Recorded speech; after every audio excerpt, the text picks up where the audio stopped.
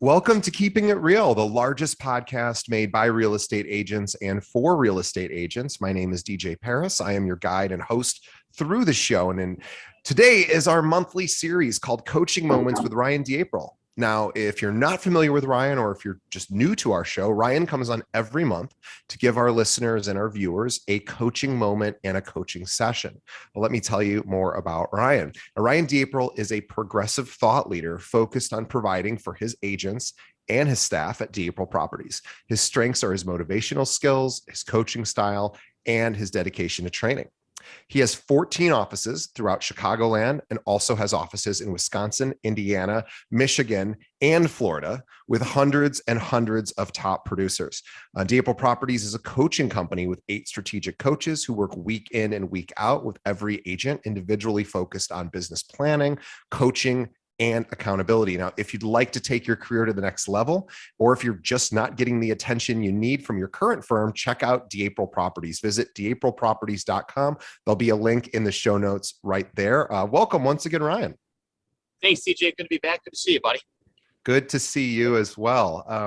So I know today we were thinking of sort of, popcorn style, just coming up with some topics and some struggles that our listeners kind of report to us, and here's what I'm dealing with. And the biggest one, probably no surprise, is a more urgent sort of challenge, and it's been an urgent challenge for a while for brokers, or I should say realtors. They're called different things in different states. Our agents are struggling with, which is around working with buyers with lower or decreased inventory, and sort of having to manage the expectations for their buyers and sort of just keep them happy with a process that could be very frustrating. So I'm curious on what you're talking to your agents about and any suggestions you have for people dealing with this. Sure, absolutely. Yeah. So, it's interesting, and every market has its own challenges. This one being the inventory. A lot of times I've coached people in the business and really emphasize, emotional intelligence is probably one of the most important things that we have to face. But however, in a market like this, you really got to get creative. You really got to get into the weeds and help people find the inventory. You have to dialogue with them. You have to learn to dialogue with the entire network. There are some people that are thinking about moving, but they're afraid to move because there's no inventory. So you got to educate your sellers on buy-side contingencies. Just like we have home sale contingencies, there are buy-side contingencies out there. They work great. They could help kind of break up the jam, the log jam that we're experiencing in our micro, economies, or micro markets that we each of us work in, and then spreading the word with the buyers you have within their marketplace, and then learning how to communicate with the other brokers in the markets that are not with your firms. I've said this over and over again. I think our industry is so interesting. I really don't feel real estate agents compete with each other. I think brokerages do in just a pure recruiting game. I mean, my agents get called, 6 times a day from a managing broker down the street in the office. I'm like, Jesus Christ, if you called your own agent that much, you don't have to call our agents. Right. It's a good point. Yeah, it's like, wait, are you their managing broker or our agent's managing broker? Because all you're doing is calling on them all the time. I'm like, it's so unproductive. But the point of my, the comment is that real estate agents don't compete with each other. Brokerages do through recruiting. So as real estate agents, start communicating with other realtors at the other companies. And, unless they're that one, those multi-marketing real estate companies that are going to try to recruit you all the time, it's exhausting. But I mean, literally speak with them and find out what's going on in their marketplace. Do they have any listings there that are not yet on the market? I'm also going to talk a little bit about now, since we're talking about the inventory, is this Zenlist thing. Since we're on this topic, is it okay? Sure. No. I think people tune in to hear any tips. So if you have a provider Zenlist, that does a good job, let's hear about it. I mean, Zenlist gets me scratching my head. It's basically taking the private network in Illinois and opening up the public market. Well, the reason you have Zenlist, the reason why you have the private market, is that the MLS came together and say some people do not want their homes blasted all over the public markets. They don't want their home on Zillow, Redfin, Realtor.com. while they want to prepare their home for sale. And then all of a sudden, real estate agents complain about Zillow, which I don't think is the enemy, that their listings are out there and that they're, selling advertising space next to their own Zillow, own leads. And then at the same time, they say, hey, can we get our properties on Zenlist? I'm like, well, it's the exact same thing that you're doing, you guys. You're taking your inventory and you're throwing it on the public market, which your clients have asked you not to do. And so, I scratch my head on the motivation for Zenlist. I really think sometimes a private network helps us lead generate. And I think you're going to pull that away from you if you are meeting somebody, say at an open house or whatnot, and you want to try to show them something else that's on there that's just not on the market everywhere. You could look to the private network and say, hey, there's a property at 123 Main Street. But, agents going to the brokers and demanding Zenlist, you're taking that tool away from an agent. Now that's more on the lead conversion side of things when inventory is not an issue. So I didn't mean to go down a rabbit hole on that, but this is where you pick up the phone and you call the other agents, the other companies, and say, what do you not have on the market? And I'm not referring to the private network. What's coming up? What's coming on? And then you got to go and work with your own network, right? And find out who wants to move, but's hesitant to move, and start getting some inventory on there, you guys, and educate your sellers on buy-side contingencies and how they can come into play. And then what comes next, which usually comes first, is the emotional intelligence side of it. Things, and just let everybody know this too will pass. This too will pass. And if the other expression, it's going to get harder before it gets easier. Rates are going to start going up, and as rates go up, you're going to see a mad rush of even more buyers wanting to get in before it gets more expensive to own a home, making pressure even greater, and probably inventory even more sparse than it is already. So, we got some interesting times ahead of us. It will all pass, but there are many things you can do. There are many things you can do as an agent representing buyers, right? To bring to the top some inventory that's out there. But you got to roll up your sleeves. Maybe lead gen goes on the back burner for a little bit. I'm not a big fan of that. Right? I call it lead gen live flow. And you get down in the nitty gritty and you start really working your database. You work your database of other realtors out there, and you start communicating to people. Let even your friends and family know you've got inventory needs. Anybody that they know to call you immediately. I heard one of our guests recently gave an idea that it's a very simple idea, but I'd never heard it being said for the buy side. So I'm curious to get your opinion on it, which was, if you have a client that puts an offer in a property and loses the deal, or it was sold before they could really put an offer in, if it's in maybe a more residential sort of rural style area where there isn't a million homes right there, starting some sort of campaign to reach out to those other homeowners whose homes are not listed for sale and say, hey, just to let you know, my client just was looking for a home in this neighborhood, put an offer and it didn't get accepted, or whatever, sold quickly. So we just wanted to reach out and say, my client would love a home just like yours. If you're ever interested in exploring the option to sell it, let me know, because I have an interested buyer. And I thought, boy, that is such an interesting idea. That's exactly what people should be doing it. But why would you say just a rural market? Why not even in, say, a 3-block radius of a city? Yeah, absolutely. Yeah. It doesn't matter whether you're rural or urban, just pick an area nearby in the same street, same block, wherever. You should be doing that. If your client lost out on multiple offers, and while they're in the negotiation process, you should be doing a direct mail campaign, and not one and done. I'd do it I'd do it until the inventory showed up. I'd do it probably once every 2 weeks until something popped in the MLS or somebody called me. It's exactly what I'd be doing right now.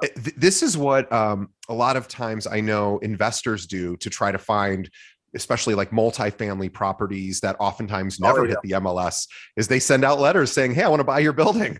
If you're interested in selling, let me know. And you go, well, does that work? And it's like, well, if it worked, 1/2 of 1% of the time, that's a pretty amazing return on your investment. I think it even works more than that, and I think it Oh, absolutely sure. works. I just think Yeah. it is, but just so we're not mincing words, and all the listeners here, you need to be doing that. I mean, you having a list of buyers and there being no inventory, and you're not taking those actions, you need to check yourself and what you're doing. You are out of your mind, if you are not campaigning. I think of some of our markets, lakefront markets of ours, right? And somebody's looking for a lakefront home and there's literally no lakefront homes for sale. You should be mailing every lakefront homeowner every 2 to 3 weeks. I have a buyer. Here's the price point they want to stay under. Please call me if you're serious. This is not a solicitation to list your home. This is somebody that I'm representing that needs to buy a home. Please call me. Keep it simple, stupid. Ship shit. Don't get too crazy on what the marketing material looks like. Make sure your statement, your sentence is what they see, and then be consistent and get that thing out every 2 to 3 weeks for the next 12 months until your buyer gets the property.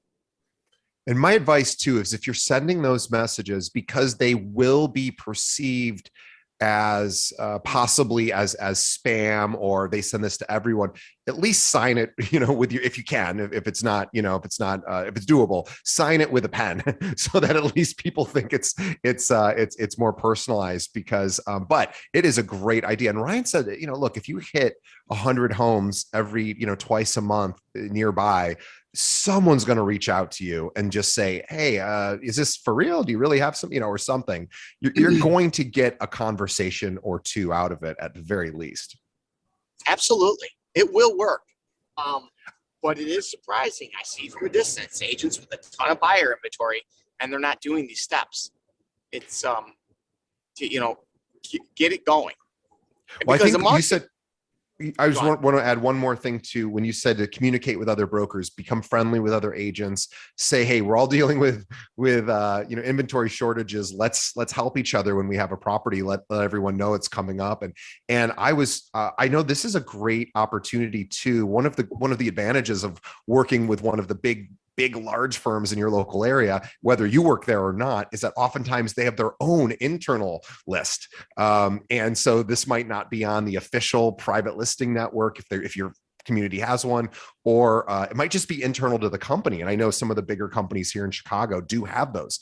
And so this is a great reason to become, friendly with some of those people at those firms and say, hey, I got somebody. Yeah. We have, absolutely. We have 600 agents, and we absolutely have that internal list that we have. However, at the same time, when an agent circulates, I got a buyer, 3 bedrooms, 2 bathrooms, this price point, our managing brokers have a list of all the agents at the other firms, and then they'll actually email on behalf of our agent to all those other agents. Do you have a buyer? We're looking at. So go to your managing broker, and we all have these lists and say, can you help me? I have this inventory. Can you email all the agents in this community? And they should be able to, we can facilitate that, in 10 minutes time, and they should be able to do the same thing too. Yeah, it absolutely. And boy, those are some great creative ideas to handle low inventory. One more thing about rates going up, which I don't think is a huge challenge. The reason I'm bringing it up, because rates are still amazingly low. The challenge is that this is what oftentimes buyers and sellers, but in particular buyers, are seeing come across their news feed. We know this is making news. The Fed might be raising rates 2 to 3 times a year. Rates are already going up in anticipation of that. Not that I think it's something that agents need to be hyper focused on the implications of it, but more about, oh, that's what my client's reading. I need to have a response to that in case it comes up, or I need to proactively educate my clients on what this means. I'm curious on what you would say to agents who are hearing those rumblings from their clients About rates going up and how will it affect them. I think, okay, so with rates increasing, it makes me think about, what is an element, one of many, what's one of many elements that causes a recession or a boom market, and that is consumer confidence. Yeah. And we are we're herds, right? We run in herds. It's how we as animals, right? We just run in herds, and like we're like a pack of cells. And so what you have this herd impact, when things happen. So, I remember the last recession, right? The Great Recession, right? Where all of a sudden gas prices were like at $5. That was the beginning of it, right? And then all of a sudden the banks started collapsing, consumer confidence, everybody pulls back, and now you're in a recession. The same exact thing happens when rates increasing. You're going to have a panic amongst buyers, and and I truly do not think there's any reason to panic, because I don't know, let's just make up a rate, right? Because I'm driving here and I kind of keep my eyes on the road and thinking, but let's 3% to 3.75. Really, what the hell's the difference? Right. I get it. Right. You know what I mean? But really, what is it? But a couple $100 a month on a mortgage is about all it is. Yeah. If that's right. Yeah. And but it's going to create a surge of activity of buyers trying to get in. Now, what you need to do is you really need to step back. And if you're like 95% of the real estate agents out there, you're working with, and when I say real estate agents, I mean residential real estate agents. Mm-hmm. You're working with somebody who's buying a home because they want to use the home, they want to live in the home. It's not an investor. Granted, we have investor clients, and it's important to have investor clients. I'm not talking to that client right now. I'm talking to the person who's buying the home for their own use, the highest and best use of it, which is, going to be, for their quiet enjoyment, to raise their family or live in there, and, being in the city that they want to be for the entertainment, but they're using it as their home. You got to then have your conversation around the why, and why are they buying it? And right. Start talking about the why. All this other stuff. Is my rate going to be 3.25, 3.675? What's that going to do? Is this a bubble? Are we going to have a correction? A lot of that goes to the wayside, because somebody's why, the reason why they're buying a home, far outweighs any, monetary impact it might have. I think that's absolutely true, is getting your client away from the news of the moment, which oftentimes, not to belittle it, because it is something to pay attention to and to have a response to, but bringing them back to the why. Because you're right, money, oftentimes cost takes a backseat to whatever emotion they've linked to this particular purpose. Yeah. I stopped my train of thought because I'm on 294 South driving from Michigan back to Chicago, and I got cut off, and I just wanted to save my life there for a second. So sorry, I stopped. No, it's perfectly fine. Saved your life. That's more important for sure. So the problem of doing these podcasts while driving in Chicago, but so it does. The money does take a bad seat. One of the expressions I've heard and I love is that every one of us here has more money than we have time. Yeah. And it's something we got to remember. You got to remember that when you're trying to hold your value. I mean, look, we work our asses off. We work so hard as real estate agents. You really need to hold your line and get what you're worth. There are going to be people that are willing to work for less and less and whatnot. But you know what? They're the ones that get burnt out and leave the business because you're making very little money at it. And, we've come from a time where it's somewhat of a race to the bottom. Look, the real estate brokerages themselves have been in a race to the bottom, right? And at some point, that's got to change, because you go into business to make a living. You don't go into business to work for free. Right. And so you got to remember that everybody has more money than time. You can make more money. You can't make more time, period. End of story. There's nothing to discuss. And so, what is the real value that you're bringing to the transaction? One of it is bringing clarity to that. I'm like, look, what is your decision really being based on? Is it being based on money, or is it being based on time? Because 2 years from now, maybe rates, all the things, but 2 years is gone. You're never getting that 2 years back. Let's come full circle. Why are we doing this again? Oh, we're doing it because of how? Well, what about 2 years from now, when those 2 years have passed? It's incredibly important to keep that in mind. And that's why this is not a commodity. our business. It's not. People try to commoditize it. It's a service. And it's, it's a lot of work, and it's a great service. And one of the biggest parts of that service is bringing emotional intelligence and stepping back and high level consulting and helping somebody walk through why they're doing what they're doing, and then put it in perspective, the impact of each one of their decisions, being it to buy now, being it to wait. Example, I had a client, a mortgage lender, actually, not at my mortgage company, from another mortgage company. Great guy. He's been with this mortgage company for 20 plus years and was buying a 3-flat in Chicago, and working with one of my agents, and I'm just kind of guiding him through it. And the 3-flat he was going to move into, turn into a duplex down and keep one rental up above, was going for like $100 and something thousand over asking. Wow. And I talked about it at the transaction. I'm like, dude, what are you doing? You find where you are. You already got multiple properties. You're buying this for a different reason. And his wife really appreciated it. And I won't get into the nuances of the deal. And I'm willing to overpay for property because it's what I want. But when we walked through his why, it just didn't make sense for them at the time. Yeah. I personally overpaid for property, happily overpaid, because I wanted that property for a particular reason. And that $50,000 to $70,000 more I was paying didn't matter compared to my why. That's the service we provide as real estate agents. Don't ever forget it.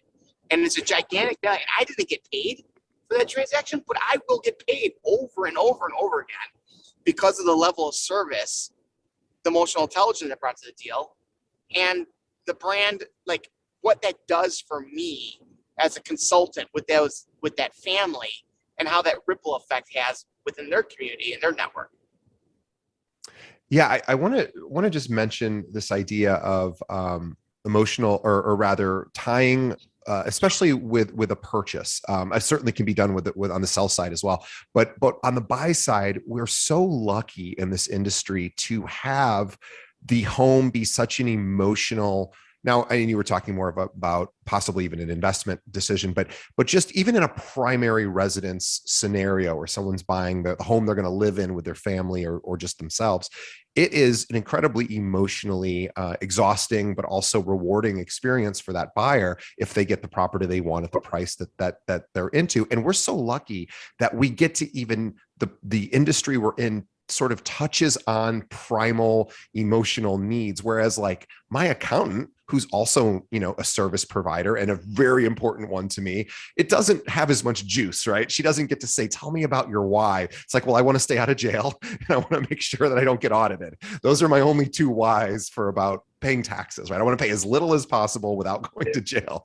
And so of course, like it just doesn't have as much juice. There's some fear factor there of like making sure I do everything correctly, but it works kind of the opposite way with things like, buying a home. Financial advisors also can get into whys, right? They could go, let's talk about retirement. Let's talk about what that means to you. So other than financial advisors and, realtors, those are the two big ones, right? Like, maybe car salesmen, I guess, could possibly, talk about whys and things. But I think we're so lucky because it's built into the transaction, and all you have to do as an agent is make sure that you talk about it with your client because it's already there. You don't have to explain to them, you just have to extract it out of them. And then, like you were saying, come back to that time and time again when little issues come up in the transaction. Like, let's go back to our why. That's really, really important. Yeah, and that's one reason why I think real estate agents, and there are books out there that talk about this, and I just completely disagree with it. Real estate agents also, I don't feel, have sellable businesses because of that. You're not going to sell your book of business to another real estate agent. If you're a real estate agent, you think you're going to take over somebody's book of business, really go into this with your eyes wide open, because if there's a not connect, that's why I talked about the live flow and the auto flow. If there's not a personal connection, they're going to go to somebody that they have a connection with. And so, just throwing that out there, that's why I just don't really feel that a real estate business is a sellable business. Even a even a transferable business. Yeah. I got, young agents going to go join somebody's team because that person's going to, quote unquote, retire in a couple of years. Great. But guess what? Their network's not going to work with you. You're going to do work for them for a few years, but their network's not going to work with you. It doesn't work that way. Yeah, and unless the real estate industry ever figured out how to create a fee-based model where you earn a percentage like financial advisors do over assets under management, or some sort of way to get paid every year on transactions, which they have not figured out a way to do that yet. It's right, and it won't. Yeah. It's not an annuity. It's not like insurance or anything Yeah. of the sort. It's it's a one time. It happens every 7 to 10 years, and it is here's the good thing. All right, for all of you listening here, all the PE firms and the companies that are publicly traded that have tried to take the real estate agent out of it, they're not successful. They haven't made money at it because of the emotional intelligence involved in it. That's the great thing. And then your job is so secure if you focus on what's right, and that's the relationship. The double-edged sword of that is it's not transferable. It's not sellable. And guess what? Don't worry about it. We make gobs of money. Be smart, invest, buy real estate yourself, have a good financial financial advisor. Put your money into a self-directed 401k or a SEP IRA. You can put up to $52,000 a year. Be smart, build your net worth and build it in real estate and the equities and whatnot. But anyways, I don't want to get too down. Just so many people. I've heard this time and time again. I think myself, you're not selling anything. You can't sell a real estate book or business. I'm convinced of it. And if anybody tries to convince me otherwise, it's I don't know. I haven't seen proof yet. And we talk about it a lot here at our firm too. We have just under 800 brokers, and you'd think, and they pay us monthly fees and all of that.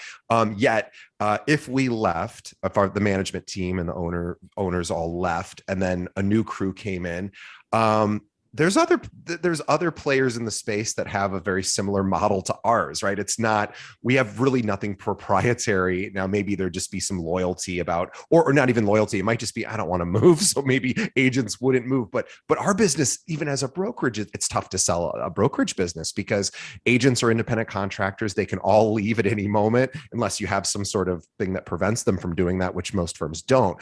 So yeah, this idea that I'm going to build up a business and sell it is it's maybe not going to happen for an individual agent or even a brokerage. But the good news is we're so well compensated along the way that at a lot of sales positions, you're not that well compensated. But you are in real estate, I feel. And so you just have to, even the public markets don't value brokerages, mortgage and real estate, because of the people factor and how easy it is for people to leave. And, and then you're going to see these companies rocket, right? It's a mortgage company. It's not a technology company, but they'll say they're a technology company, Compass and whatnot. They're trying to say they're technology companies. Even Peloton is trying to say it's a technology company, right? It's because those are the companies that get the big tech valuations. But it's not a tech company. We're a service company, and there's a double-edged sword, and that's just one of them. So and I'm not saying anything negative about Compass, a great company, but it IPO'd at $19 and it's at $8. And the reason being is it's not a tech firm. It's a real estate brokerage. It's no different than Realogy, and the public markets are saying that. Yeah, and that's why Rocket Mortgages and also I think Caliber or whatnot went public, and they're much below their IPO because the public markets, because of what you just said, they don't value it because it's so people driven.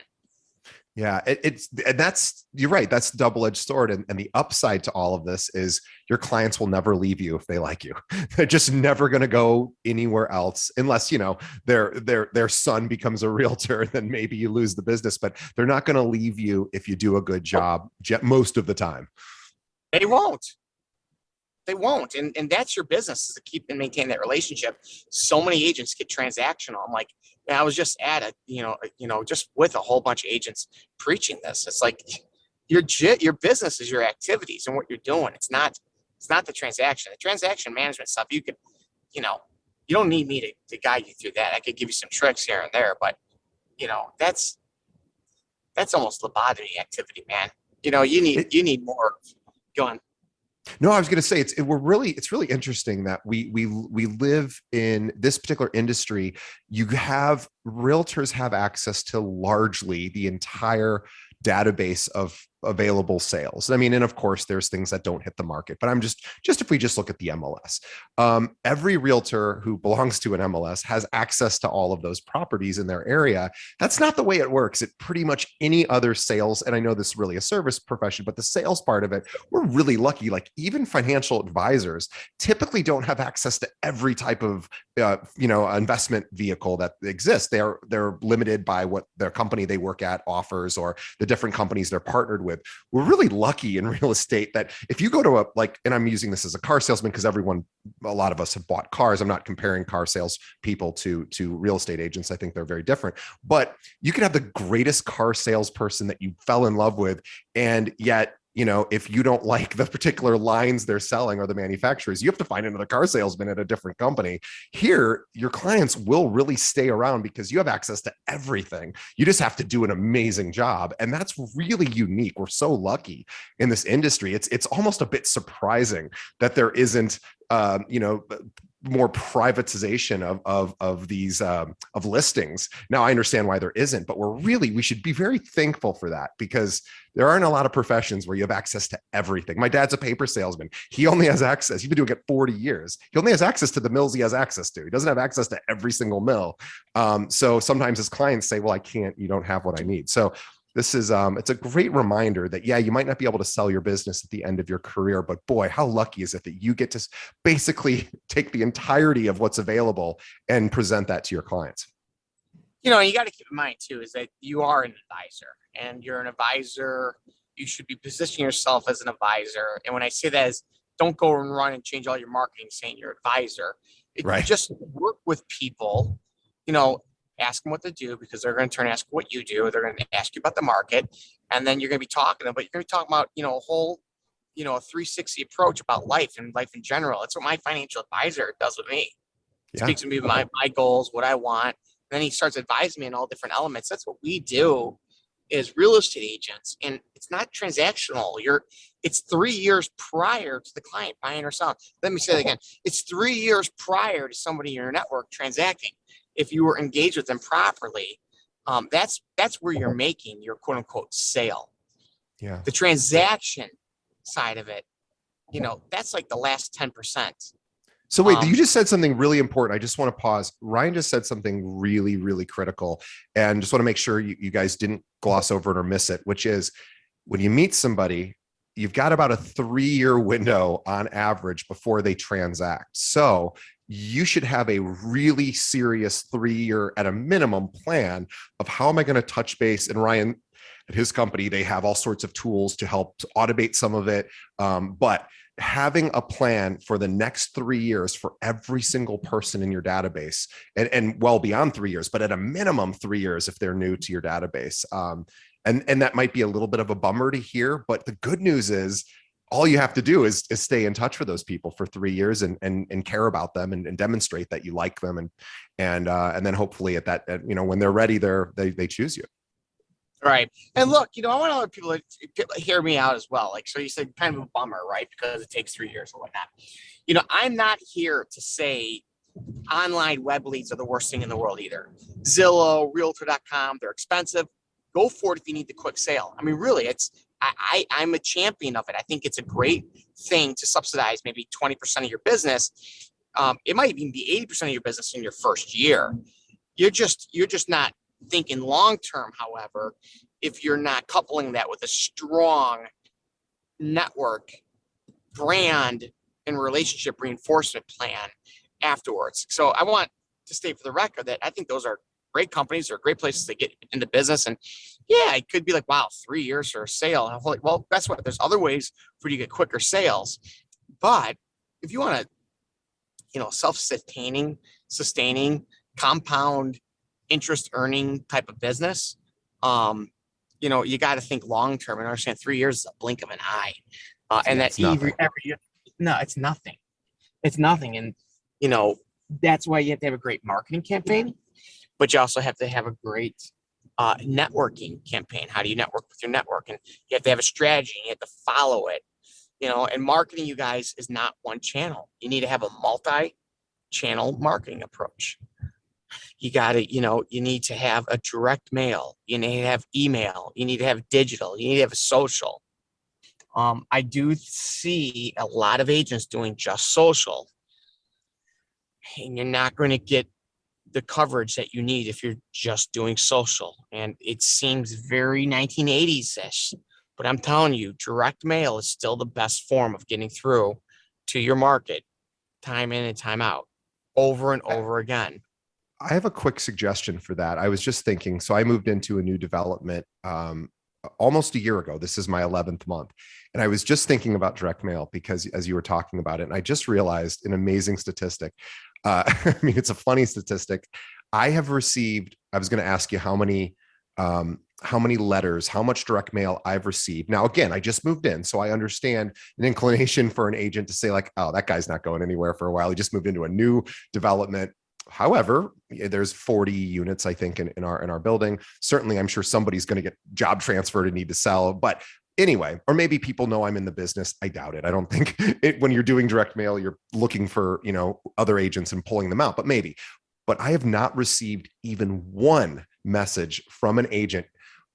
Nothing, not a, hey, congrats, you just moved into this new place, which by the way, that information's public, right? So congratulations. I just want to introduce myself. I live in Wicker Park. So it could be like, I'm a Wicker Park person. I know you just moved in. You probably aren't going anywhere, but I would love to just start a relationship with you or something, right? I've gotten not one message, and there are 46,000 realtors in Chicago.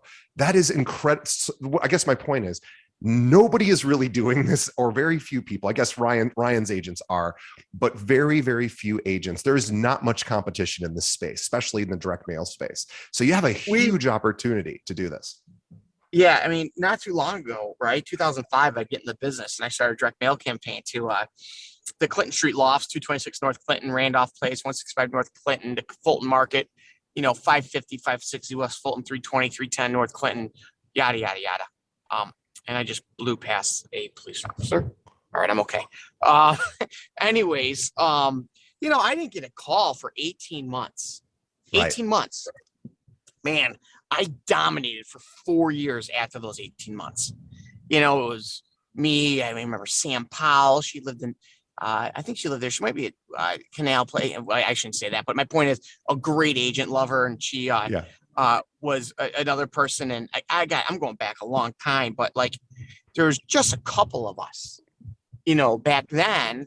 And I'm telling you, the direct mail broke me in and nothing's changed. I have developed agents that do 25, 35, 40 million a year that were not licensed 5 years ago. And that strategy still works today. But it's not just postcards either. They got postcards. They're in magazines. They're digital. They're in social. Mm-hmm. I just drove past a billboard and saw a group of our agents on one billboard and a group of our loan officers on another billboard. I mean, you got to spend money to make money. You should be earmarking 10% of your GCI to be going back into advertising. If you're brand new to the business, you should be investing a minimum of 5 to 10 grand in getting your business going. 5 to 10 grand. Get another job if you can't afford it. I mean, I'm not kidding, and I'm not being insensitive. Yeah, starting a business and not marketing, advertising is a waste of your time. Yeah. I want to say again, getting into a business and not branding and not spending money, you're wasting your time. You're wasting money on monthly dues for the association. You're wasting time by you're just wasting time. You need to spend money, and once you're a couple of years into it, 10% of your GCI should be invested back into branding. And I think that branding should be targeted primarily to your network. Yeah. Yeah.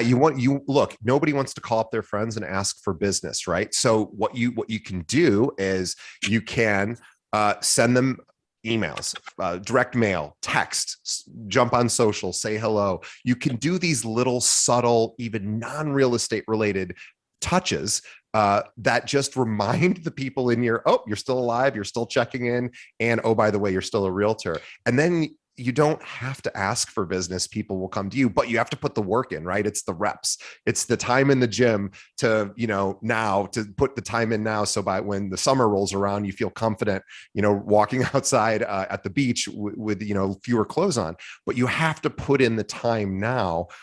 And just wait. And again, it's not that crowded. And you're like, I was going to ask you, and I don't know how familiar you are with the mail that comes in. I don't know if you check the mail or if your wife or someone else in your family, but do you get a lot of mailers, from other realtors at your primary home?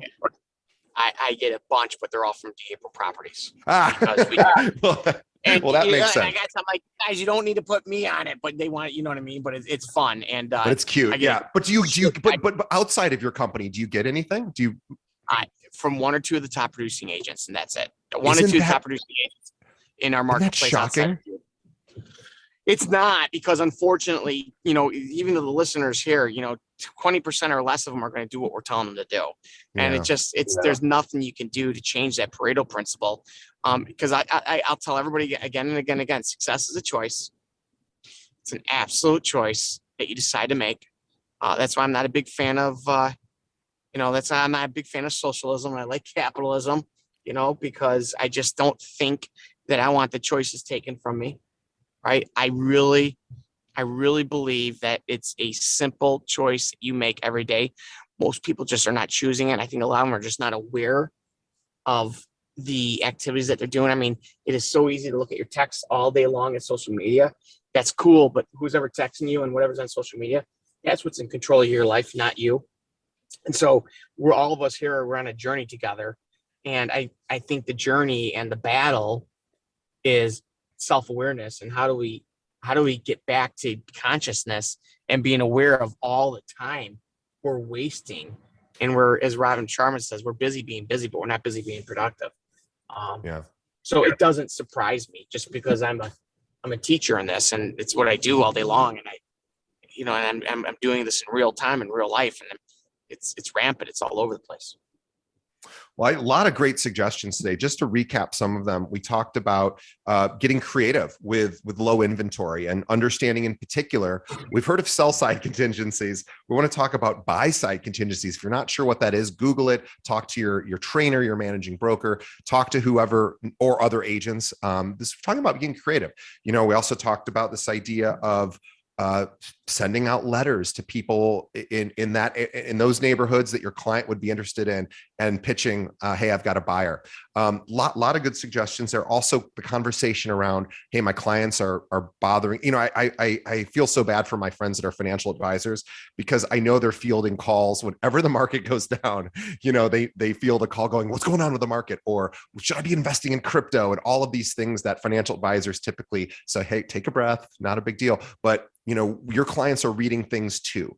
So make sure that you want to get ahead of that stuff. You want to make sure and say, hey, you might have seen some things about rates. Don't worry. Here's why. Let's run the numbers. It's not that big a deal.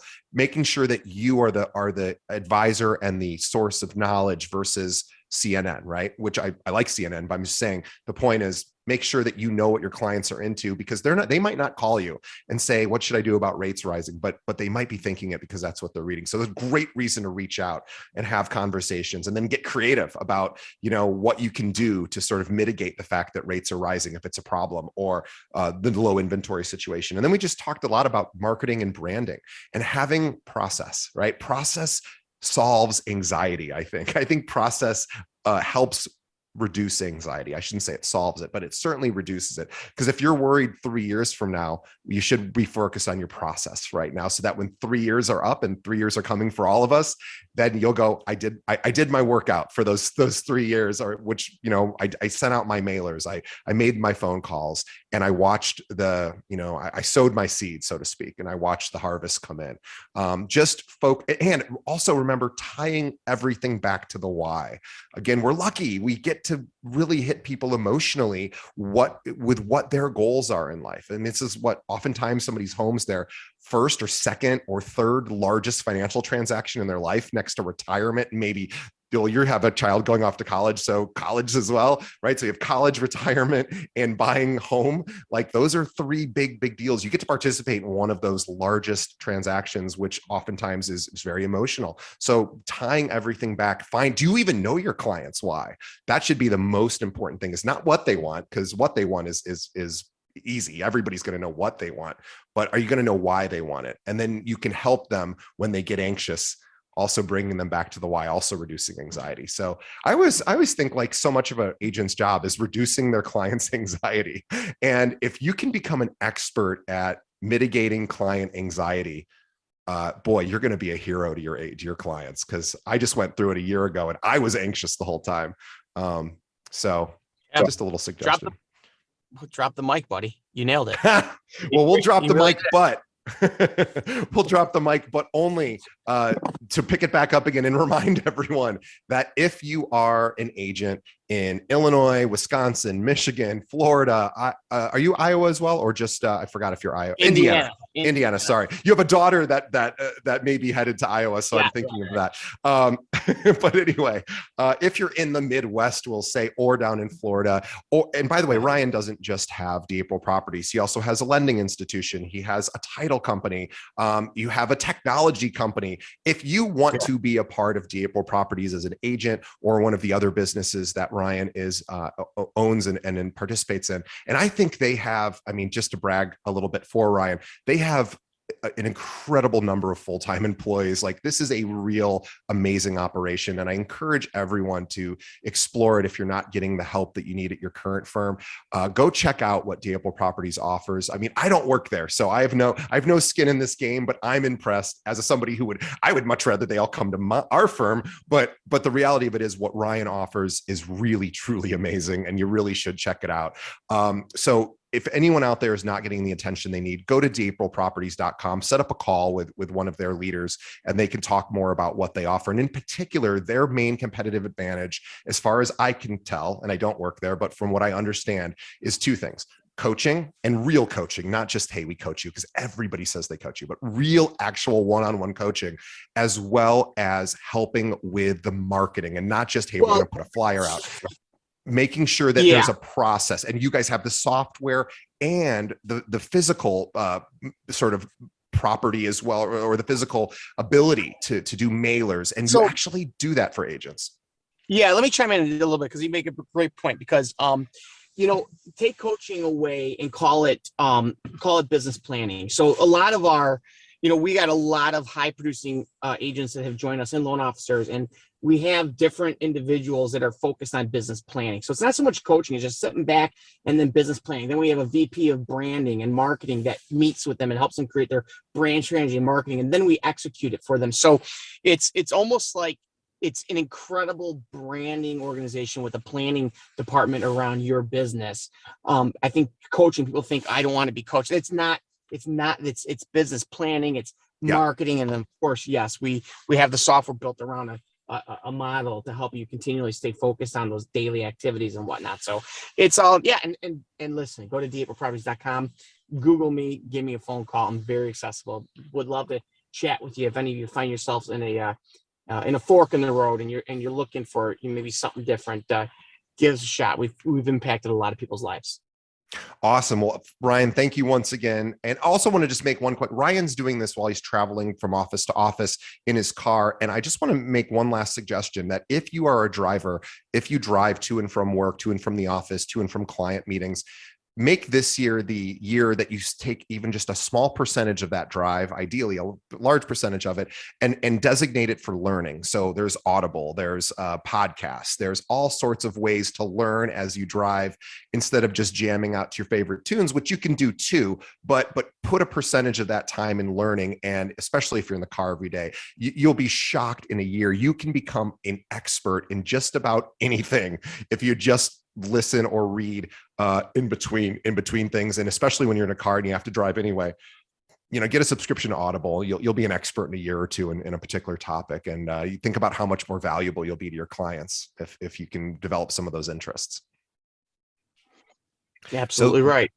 Yep. Well, thanks, Ryan. Really appreciate it. Thank you for taking time out of your crazy busy day just to come on our show and share some wisdom. We appreciate it. On behalf of the audience, we thank Ryan once again for coming on. He's been with us for years now. We're so thrilled he's here. On behalf of Ryan and myself, we want to thank everyone as well for listening and supporting our program. Please continue to tell a friend. Just again, think of one other agent that needs to hear what Ryan said today. And believe me, pretty much every agent would like to hear, should hear that. But just think of one, send them a link to our show. We'd appreciate it. And it helps keep us growing as well. So thanks, Ryan. We will see everyone on the next episode. Thanks, CJ.